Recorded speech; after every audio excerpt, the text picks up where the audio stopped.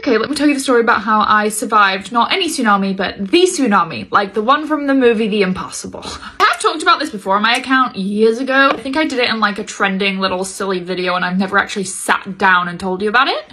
So yeah, I grew up going to Thailand every year with my family for Christmas. We went every year from around the 20th of December to the 5th of January to Phuket. Stayed in Patong specifically. If you know Phuket, it's like coastal. Yeah, we'd been in Thailand about 3-4 days. We had just done Christmas Day, obviously. We went to bed. Had been a big earthquake in the middle of the night. I think it was like a 9 point something on the Richter scale. People don't believe me. It's like the biggest earthquake ever on record and that I slept through it. My mum and my brother woke up at 4:30 that morning to go scuba diving. So my dad wakes me up for breakfast, I think around 8 o'clock. I just could not wake up. And he's like, fine, whatever. She can sleep in.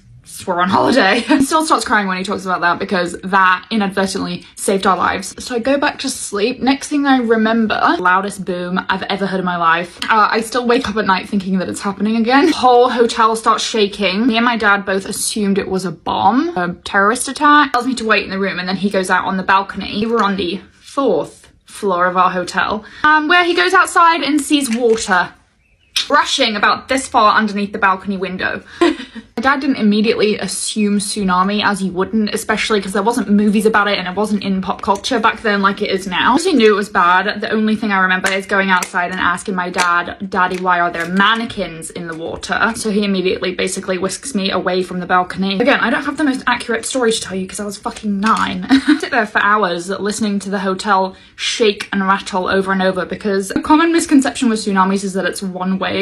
Not the case. It kept coming in for like a day to 2 days. Eventually, after a couple of hours, some hotel staff came and rounded basically everyone that was still in the hotel up and shoved us all on the roof, obviously frantically trying to get hold of my mum and my brother to see if they were okay. But thankfully, being on a boat in the middle of the ocean was actually the safest place to be. So all they knew was basically something crazy was going on with the current and that they were gonna have to sit on the boat until it stopped. I think after about 5 or 6 hours, my dad was able to receive a text from my mum. So then after we knew that they were okay, it was basically just the sweatiest, most nightmarish waiting game of all time. I think my mum and my brother, they got on the boat at 4:30 in the morning and then they eventually were able to dock the boat somewhere safe the following morning at like 2 or 3 a.m. So it was about a full 24 hours that they were on the boat. We got to know some of the other guests and were telling us stories about how they had been downstairs and how the staff had seen the tide wash out before it washed in, and so they started grabbing children, grabbing people, running inland, running upstairs. One of our family friends got separated from their daughter for I think like 2.5 days because she had been at the buffet helping herself to food and her family were at the table. A member of staff had just grabbed her and taken her running inland, and that's the whole story. We got incredibly lucky that all of us were okay. That wasn't the reality